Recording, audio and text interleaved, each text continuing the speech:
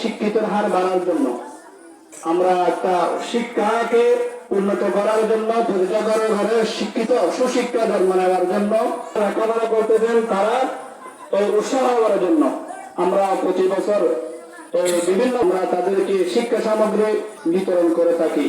আমাদের বিশেষ করে সংগঠনের আমি অনুরোধ জানাবো সংগঠনের সাধারণ সম্পাদক আমার মোহাম্মদ ইউসুফ এবং সংগঠনের সম্পাদক মোহাম্মদ নিজাম, পূর্ব দিকে আমাদের প্রচার সম্পাদক মোহাম্মদ মঞ্জুর হোসেন, এই তিনজন মিলে আপনারা আমাদের এলাকার মধ্যে ছাত্রছাত্রী এসএসসি এবং দাখিল পরীক্ষার্থী রয়েছে, আপনারা ওনাদের নাম, পিতার নাম, মোবাইল নম্বর এগুলো অল্প দিনের মধ্যে করবেন।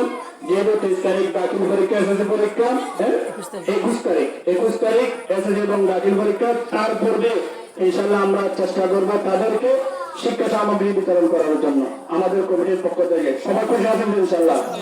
সবাই খুশি করে রাখবেন, এটা যেন দাঁড়িয়ে থাকে কমিটির পক্ষ থেকে।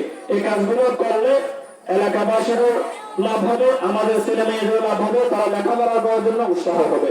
আমি আর করে আমাদের অতিথিবৃন্দরা রয়েছেন, সর্বোচ্চ যদি ওরা তবুরুকের ব্যবস্থা করেছেন, আমার সুমন ভাই কষ্ট দিয়ে লাভ নেই। আমি 2-3 মিনিটের মধ্যে